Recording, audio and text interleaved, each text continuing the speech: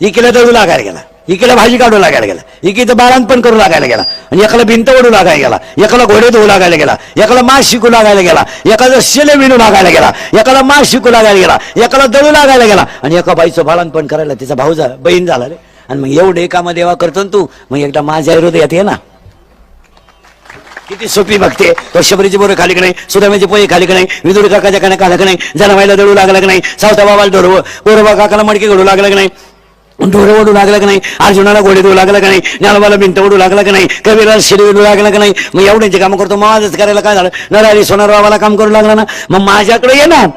कभी कभी मेरे दिल में ख्याल आता है, एक तुझको बना दिया गया.